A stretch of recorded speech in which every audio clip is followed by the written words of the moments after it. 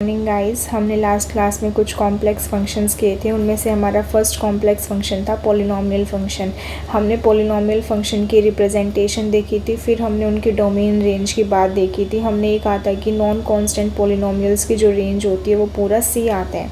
फिर हमने देखा था कि अगर कोडोमेन रेंज के इक्वल हो जाती है तो वो फंक्शन हमारा ऑन टू होता है। जो रेंज है वो क्या है, सबसेट होता है कोडोमेन का। उसके बाद हमने वन फंक्शन की बात करी थी। सेकंड फंक्शन हमारा आया था रैशनल फंक्शन। रैशनल फंक्शन क्या होते हैं, जो हमारे p/q की फॉर्म के होते हैं, q नॉट इक्वल टू 0 होता है। उसके बाद थर्ड फंक्शन हमने अपना एक्सपोनेंशियल फंक्शन देखा था। एक्सपोनेंशियल फंक्शन में कुछ हमारा रियल पार्ट होता है, कुछ हमारा इमेजनरी पार्ट। जो आइटा के साथ होता है उसको हम इमेजनरी पार्ट कहते हैं। उसके बाद हमने देखा था कि जो एक्सपोनेंशियल फंक्शन है वो मेरा एक पीरियोडिक फंक्शन है with period 2n pi iota. Cos y और साइन y के कारण जो मेरा ez फंक्शन था वो पीरियोडिक बना था। उसके बाद हमने कुछ हमारे ट्रिग्नोमेट्रिक फंक्शंस देखे थे। हमने ये देखे थे कि जो साइन एक्स और कोस एक्स होते हैं, इन केस ऑफ रियल हम उनके ग्राफ बना सकते हैं, बट कॉम्प्लेक्स के अंदर हम किसी भी ट्रिग्नोमेट्रिक फंक्शन का ग्राफ नहीं बना सकते। उसके बाद हमने इनकी डोमेन रेंज की बात करी थी। उसके बाद देखा था कि जो साइन जेड फंक्शन था वो मेरा पीरियोडिक फंक्शन था विद पीरियड 2 पाई। उसके बाद हमने कुछ हाइपरबोलिक फंक्शंस की बात करी थी। हाइपरबोलिक फंक्शंस के बाद हमने कुछ लॉगरिथमिक फंक्शन की बात करी थी। तो ये कुछ फंक्शंस थे जो हमने लास्ट क्लास में पढ़े थे। जितना आगे काम करेंगे एनालिसिस पार्ट का, उसमें यही फंक्शन होंगे, इन्हीं फंक्शन का कंपोजिशन होगा या तो फिर इन्हीं से रिलेटेड बनाए होंगे। इनके अलावा और कोई फंक्शंस नहीं दिखेगा आपको। या तो आएगा पॉलिनोमियल या एक्सपोनेंशियल या लॉगरिथमिक या ट्रिग्नोमेट्रिक या हाइपरबोलिक फंक्शन। इनके अलावा और कोई फंक्शन नहीं दिखेगा, यही होंगे और इन्हीं को कंबाइन करके कोई एक नया फंक्शन बना दिया जाएगा, या फिर इन्हीं को ऐड सब्ट्रैक्ट करके या इन्हीं के लीनियर कॉम्बिनेशन बनाकर एक नया फंक्शन बना दिया जाएगा। ठीक है, इतना ठीक है। बाकी कोई और फंक्शन आपको नहीं दिखेगा। आपको तो ये सारे फंक्शन हमने यहाँ तक सभी कर लिए। इसके बाद जो हमारा आगे मेन एनालिसिस का पार्ट हम पढ़ने वाले हैं, दैट मीन की लिमिट, कॉन्टिन्यूटी, डिफरेंशिएबिलिटी, वो करने से पहले, मतलब वो शुरू करने से पहले हम कुछ अपना बेसिक सी बातें जो पहले कर लेते हैं, सो दैट आगे समझ में आ जाए सारी बातें। वो है हमारी जनरल टोपोलॉजी, यानी कि बेसिक टोपोलॉजी की थोड़ी सी बात करेंगे। जैसे रियल में टोपोलॉजी अभी हम पढ़ेंगे बेसिक टोपोलॉजी।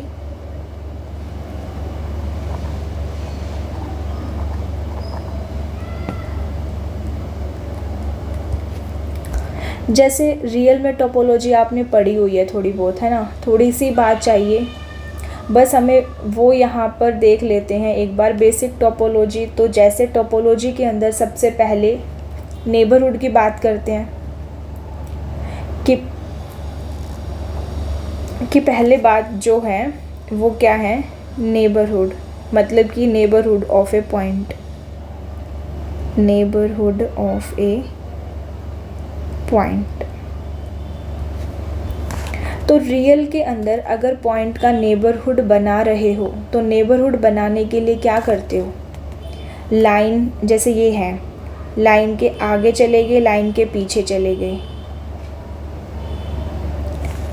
और एक इंटरवल उठा लिया। एक इंटरवल मतलब एक ओपन इंटरवल उठा लिया, वो उसका नेबरहुड बन जाता है। ठीक है। कॉम्प्लेक्स में नेबरहुड क्या है कि कॉम्प्लेक्स में हमने प्लेन के अंदर उठाने हैं। जैसे कि ये एक प्लेन है, कॉम्प्लेक्स के अंदर जो हमें नेबरहुड बनाना है वो प्लेन में बनाना है, ना कि किसी पॉइंट का नेबरहुड। तो कैसे उठाया जाता है, with the help of disc.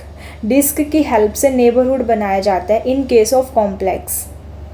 कि क्या करें, एक पॉइंट उठा लिया हमने ए, ये ए पॉइंट है। अब ए पॉइंट को सेंटर रखकर इसका नेबरहुड निकाले कोई डेल्टा रेडियस का। ठीक है, ये कोई पॉइंट ए है, इसको यहाँ मान लो एक बार, ये पॉइंट ए है। अब ए पॉइंट को सेंटर मानकर इसका नेबरहुड निकालो डेल्टा रेडियस का। का एक ओपन सर्कल ड्रॉ कर लो। आपने एक ओपन सर्कल ड्रॉ करना है। ओपन सर्कल ड्रॉ करके इसके अंदर वाला पार्ट उठा लो ये। तो ये उस पॉइंट ए का नेबरहुड होगा। यानी अगर ए का नेबरहुड निकाल रहे हो तो ऐसे लिखा जाएगा, neighbourhood of a operated delta a, यानी आप ये बोल सकते हो neighbourhood of a radius delta. तो वो क्या होगा, एक ओपन डिस्क होगी जो कि z माइनस ए को सेंटर रख के बनाई गई होगी।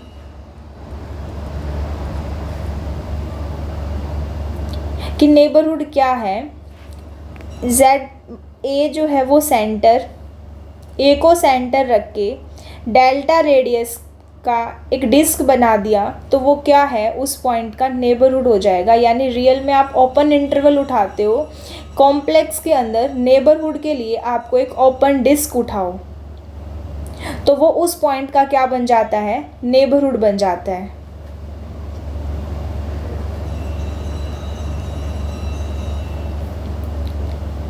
सेकंड बात जो है वो है डिलीटेड नेबरहुड की।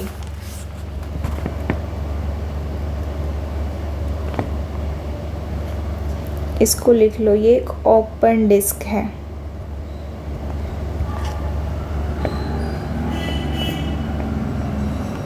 सेकंड बात है वो है डिलीटेड नेबरहुड की।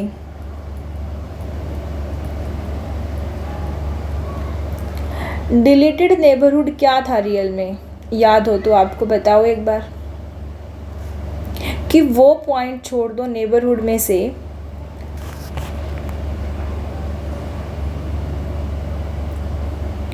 वो डिलीटेड नेबरहुड बन जाएगा। जैसे ए पॉइंट को छोड़ना है तो कैसे छोड़ेंगे, 0 से ग्रेटर देन z माइनस ए का मोड लेस देन डेल्टा, इस तरह से छोड़ेंगे। कि अगर a को नेबरहुड से छोड़ना है तो 0 से बड़ा ले लो और a रिमूव हो जाएगा। तो इस नेबरहुड की हेल्प से, क्योंकि ये जो मॉडुलस 0 तभी बनता है ना जब z इक्वल टू a होगा। अगर z को a नहीं रखना तो हमने 0 को छोड़ दिया। दैट मीन ये किसको रिप्रेजेंट करेगा, डिलीटेड नेबरहुड को करेगा। डिलीटेड नेबरहुड के बाद लिमिट पॉइंट, अब जैसे रियल में हम लिमिट पॉइंट पढ़ते हैं,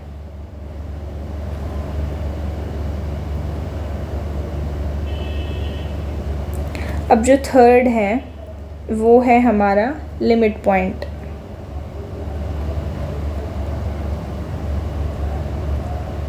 डिलीटेड नेबरहुड के बाद हम लिमिट पॉइंट पढ़ते हैं। अब जैसे रियल में लिमिट पॉइंट पढ़ते हो, रियल में किसी सेट का लिमिट पॉइंट क्या होता है, कि अगर कोई सेट पड़ा है आपके पास, ठीक है, तो उस सेट का कोई पॉइंट लिमिट पॉइंट कब होगा, अगर उसकी आप नेबरहुड बनाओ, ठीक है,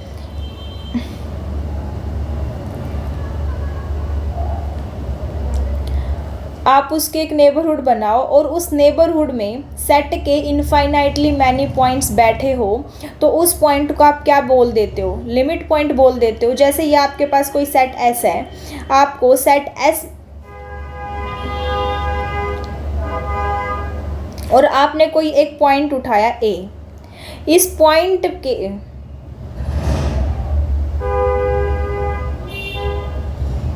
अब आपने इस पॉइंट का क्या करना है, एक नेबरहुड बनाना है। नेबरहुड बनाया और उस नेबरहुड में सेट के क्या आने चाहिए, infinitely many points, infinitely many points बैठे हो, तो उस पॉइंट को आप क्या बोलते हो, लिमिट पॉइंट बोल देते हो। वही डेफिनेशन कॉम्प्लेक्स में है, बस यहाँ पे क्या होगा वो रियल में पूछ लेंगे। जैसे इस डिस्क के लिए पूछ लिया जाए, जैसे इस डिस्क के लिए पूछ लिया जाए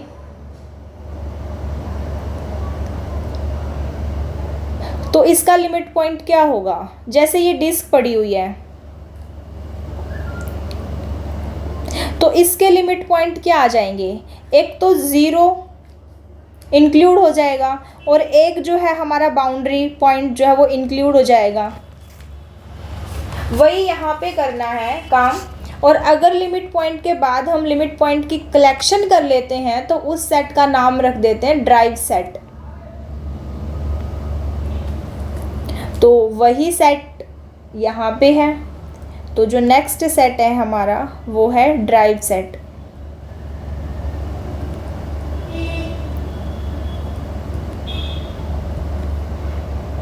कि अगर कोई सेट S है, हमारे पास कोई सेट S है, तो इसका लिमिट पॉइंट की जो कलेक्शन होगी उसका जो सेट बनेगा, ये हमारे पास कोई सेट S है तो इसके लिमिट पॉइंट की जो कलेक्शन होगी उसका सेट जो बनेगा S डैश, इसको क्या बोला जाएगा, ड्राइव सेट।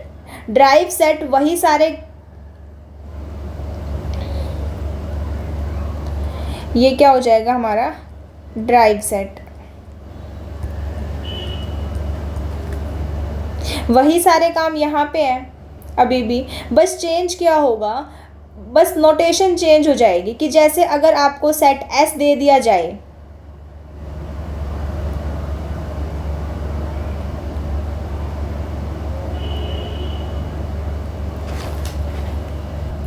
जैसे आपको कोई सेट S दे दिया जाए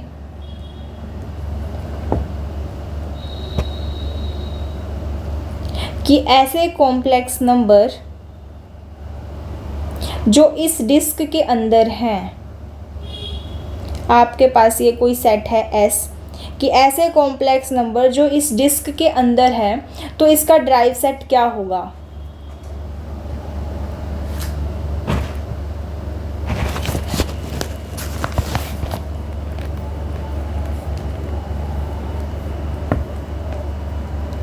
बताओ क्या होगा। ये आपके पास कोई S1 सेट मान लो, तो इसका ड्राइव सेट क्या होगा। तो आप इसका ड्राइव सेट बता दो क्या आएगा।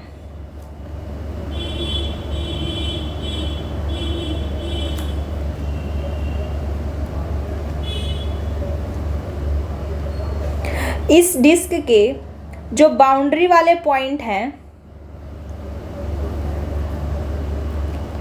इस डिस्क के वो क्या हैं, इसके लिमिट पॉइंट हैं, तो उनको ऐड कर लिया और हमारे पास ये ड्राइव सेट बन गया क्या, कि वो सारे कॉम्प्लेक्स नंबर हमने इसकी बाउंड्री वाले पॉइंट को क्या कर लिया, तो ये जो सेट बनेगा ये क्या बन गया, मेरा ड्राइव सेट बन गया। अगर सेट हो आपके पास ये सेट ऑफ इंटीजर्स का, अगर आपके पास सेट हो सेट ऑफ इंटीजर्स का, हमने ड्राइव सेट में क्या किया, बाउंड्री वाले पॉइंट्स को भी ऐड कर लिया, तो वो इस सेट का क्या बन गया, ड्राइव सेट बन गया। अगर मेरे पास सेट S2 सेट है सेट ऑफ इंटीजर्स का, तो इस केस में ड्राइव सेट क्या आएगा, तो आप कहोगे इस केस में जो ड्राइव सेट होगा वो आपका एम्प्टी सेट होगा। अगर आपके पास सेट है S3, ऐसे कॉम्प्लेक्स ऐसे कॉम्प्लेक्स नंबर माइनस से 0, तो इस केस में ड्राइव सेट क्या आएगा, S3 के सारे कॉम्प्लेक्स आ जाएंगे, कॉम्प्लेक्स नंबर आ जाएंगे। अगर आपके पास सेट है S4 से वो सारे complex number such that Z-3 का मोड प्लस Z+1 का मोड इक्वल टू 4 है, इस केस में इसका ड्राइव सेट क्या होगा, और आपके पास एक फिफ्थ सेट है S5, वो सारे complex number so that z minus 3 iota plus में z plus 1 less than equal to 4। इस केस में आपका ड्राइव सेट क्या होगा, बताओ आप।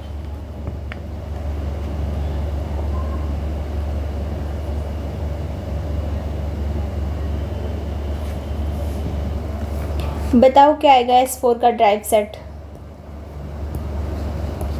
अगर आप एक्चुअली में इस सेट को देखो तो S4 सेट जो है वो एक लाइन सेगमेंट है जो 3 और -1, मतलब ये एक लाइन सेगमेंट कैसे, आपके पास एक पॉइंट है -1 और आपके पॉइंट है एक 3, और आपको अपने प्लेन के अंदर एक ऐसा पॉइंट उठाना है जिससे आप 3 से डिस्टेंस निकालो, -1 से निकालो और इन दोनों को ऐड करो तो वो 3 के इक्वल आ जाए। तो जो Z पॉइंट होगा वो इन दोनों पॉइंट के मिड में लाई करेगा ना, Z पॉइंट यहाँ कहीं आएगा, तभी पॉसिबल है। तो ये किसको रिप्रेजेंट करती है, एक लाइन सेगमेंट को। तो लाइन सेगमेंट का ड्राइव सेट देखे यानी लिमिट पॉइंट देखे तो वो इटसेल्फ आ जाएगा ना। तो इस केस में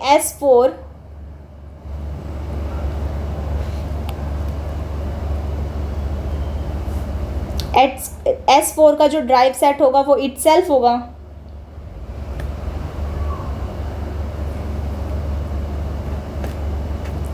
और जो S5 सेट गिवन है इस केस में S5 के केस में क्या आएगा, S5 का ड्राइव सेट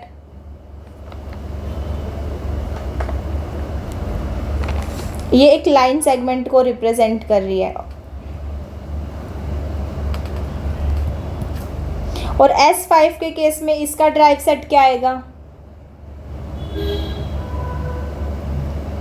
पहले ये देखो इसका सेट क्या बनेगा। ये इलिप्स का इंटीरियर दिया हुआ है और बाउंड्री इंक्लूड की हुई है, तो इसका ड्राइव सेट इटसेल्फ आ जाएगा।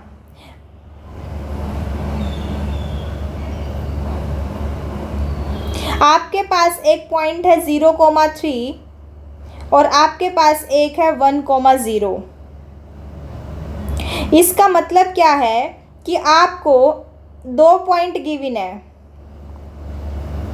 एक 3 आइटा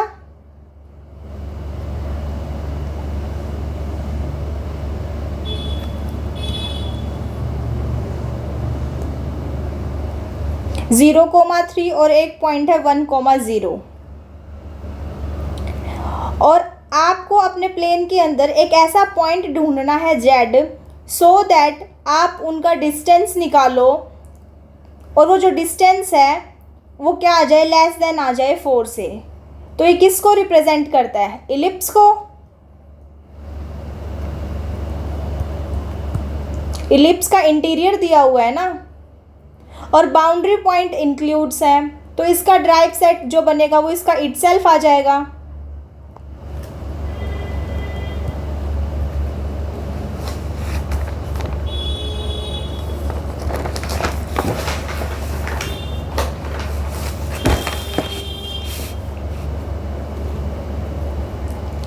धीरे धीरे अगर आप क्वेश्चन प्रैक्टिस करोगे तब ये बातें जो हैं आपको अच्छे से समझ में आ जाएगी।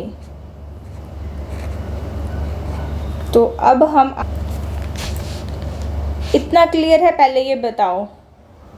अब ये पांचों क्वेश्चन S5 तक ड्राइव सेट के बाद अब क्लोज सेट की बात की जाए तो क्लोज सेट क्या है, फिफ्थ है हमारा क्लोज सेट।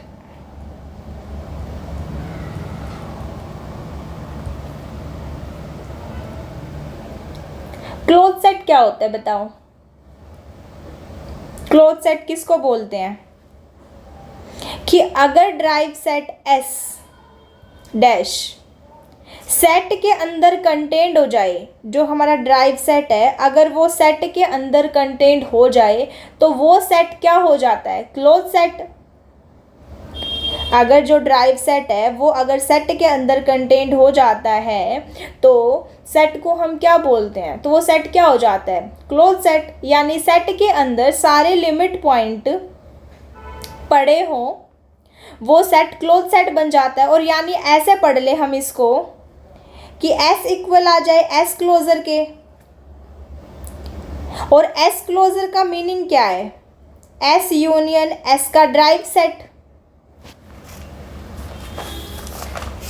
या तो ये पढ़ ले कि S का जो ड्राइव सेट है वो कंटेन कर ले S सेट को, या फिर ये पढ़ ले कि जो सेट S है वो इक्वल आ जाए S क्लोजर के, तो वो सेट क्या बन जाता है, क्लोज सेट बन जाता है। और सिंपल सी वर्डिंग में कहें कि ये सेट के अगर सारे लिमिट पॉइंट, सेट के सारे लिमिट पॉइंट सेट के अंदर ही हो तो वो सेट क्या होगा, एक क्लोज सेट होगा ना। तो जैसे यहाँ पर चेक करें, अभी हमने जो ऊपर हमारे 5 क्वेश्चंस किए थे, ये जो हमारा S1 सेट था,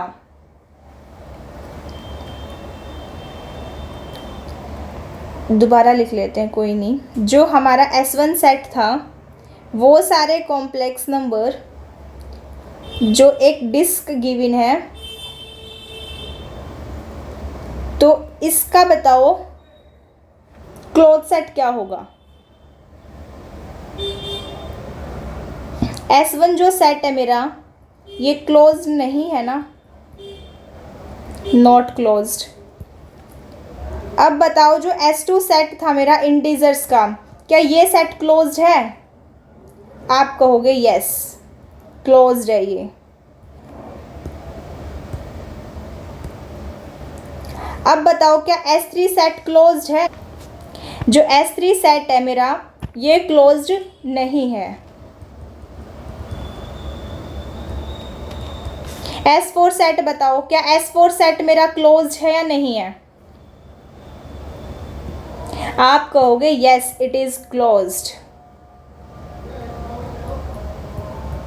S5 सेट बताओ, S5 सेट क्या है, क्लोज्ड है, ये सेट भी क्लोज्ड है।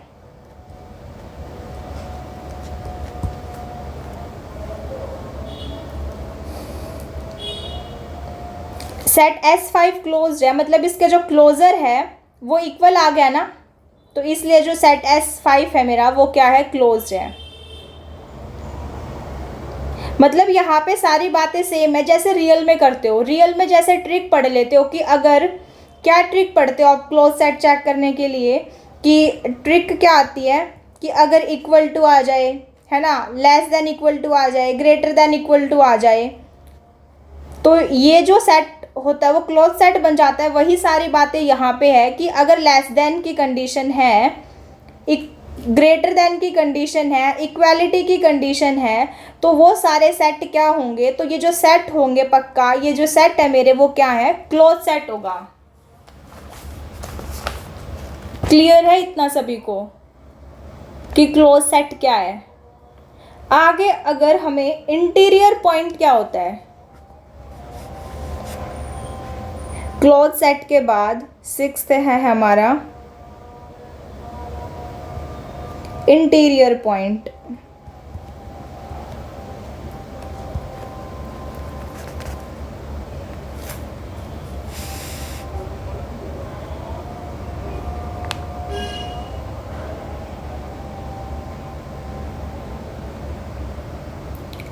इंटीरियर पॉइंट क्या होता है बताओ आप, कि कोई पॉइंट है A,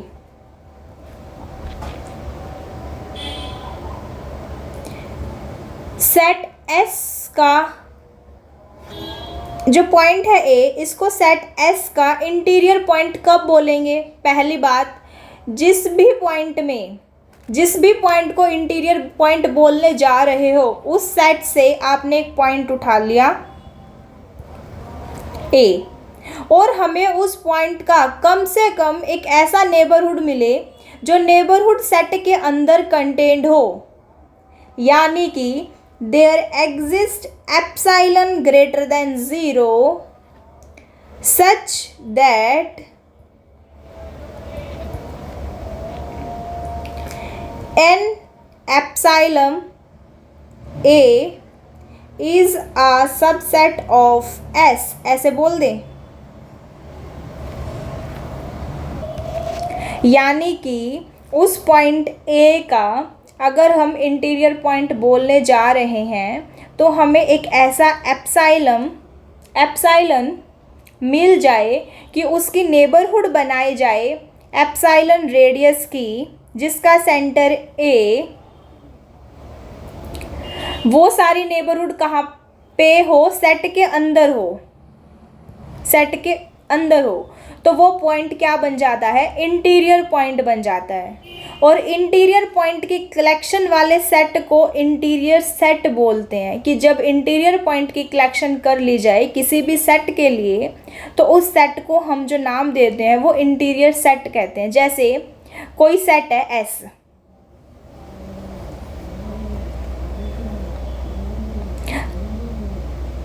तो इसका जो इंटीरियर होगा, ये हमारे पास कोई सेट है एस, इसका जो इंटीरियर होगा उसको लिखा जाता है एस के ऊपर इस तरह से डिग्री डाल दें तो ये क्या बन जाता है, interior.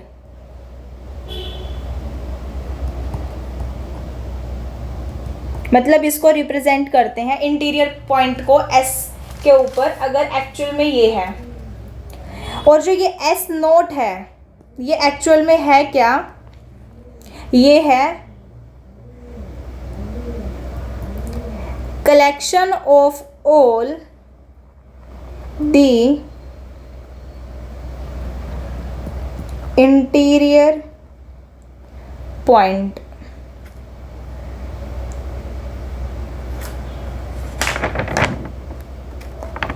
Interior point of set S. तो जैसे यही एग्जाम्पल अभी जो हमने ऊपर एग्जाम्पल करे थे 5, हमारे पास अगर S1 सेट है ये, तो S1 का इंटीरियर पॉइंट, इंटीरियर सेट क्या होगा बताओ। S1 सेट है ये, अब इसमें S1 सेट का इंटीरियर सेट क्या होगा, जो S1 का इंटीरियर आएगा ये खुद सेट आने वाला है ना, S1 का जो इंटीरियर है वो S1 खुद आ जाएगा। और हमारे पास सेट S2 है, S2 का इंटीरियर क्या आएगा बताओ, क्या आएगा,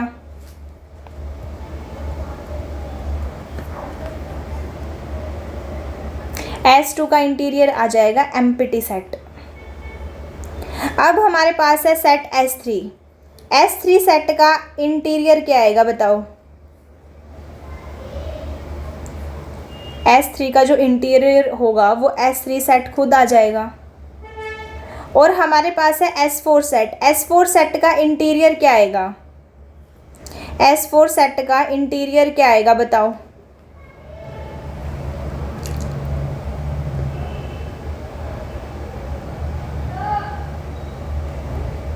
S4 सेट का जो इंटीरियर होगा वो एम्प्टी सेट आ जाएगा ना। और हमारे पास सेट है S5, S5 सेट का इंटीरियर क्या होगा, देखो इसको अच्छे से लिखते हैं। हमारे पास S5 सेट था,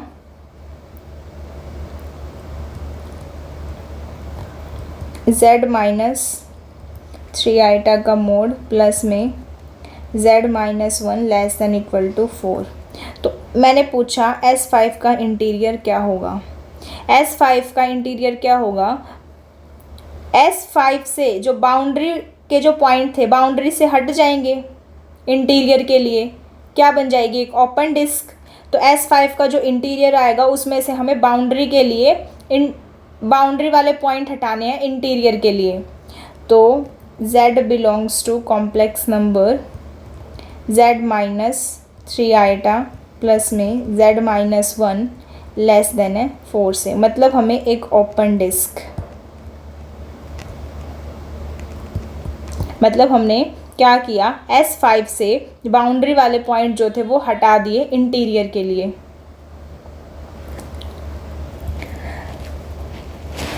अब क्या था कि अगर आप इंटीरियर पॉइंट निकालने जा रहे हो, मतलब तो इंटीरियर सेट के लिए जो है कि अगर एक ऐसी डिस्क दी जाए जिसका बाउंड्री इंक्लूड हो, मतलब बाउंड्री इंक्लूड की हुई हो, तो उसका बाउंड्री पॉइंट को छोड़ दो, छोड़कर अंदर वाले सारे पॉइंट उठा लो, तो एक ओपन डिस्क टाइप उठा लो, तो वही क्या बन जाएगा, इंटीरियर सेट बन जाएगा। और इंटीरियर सेट की हेल्प से अब हम आगे पढ़ते हैं ओपन सेट।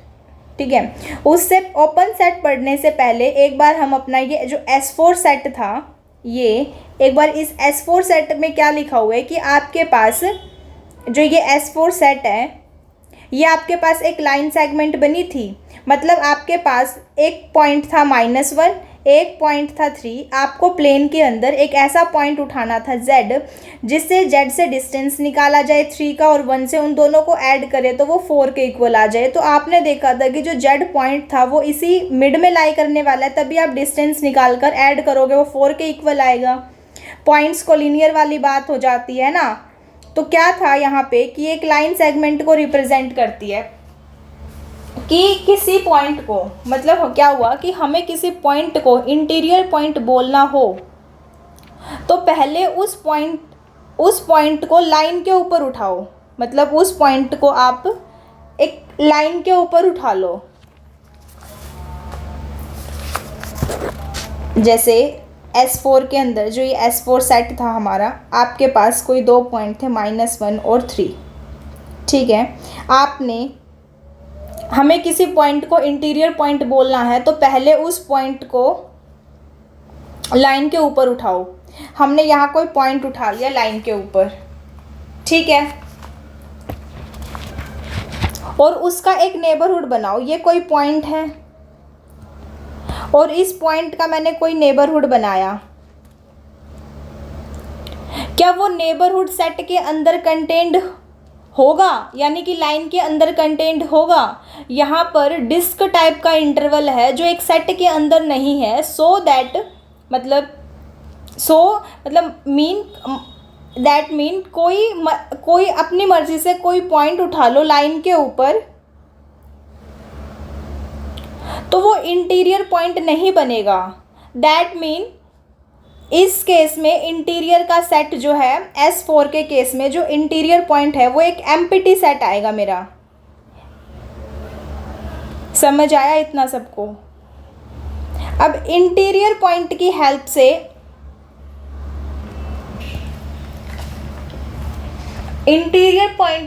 से अब हम आगे ओपन सेट पढ़ते हैं। ओपन सेट के बाद हम कॉम्पैक्ट सेट पढ़ेंगे, कॉम्पैक्ट सेट के बाद हम कनेक्टेड सेट पढ़ेंगे। आगे हमारे कुछ और सेट्स रहते हैं, अब हम अपनी नेक्स्ट क्लास में देखेंगे। अगर यहाँ तक आपको कोई भी डाउट है तो प्लीज़ कमेंट बॉक्स में बता देना, हम उसको नेक्स्ट क्लास में डिस्कस कर लेंगे। Thank you.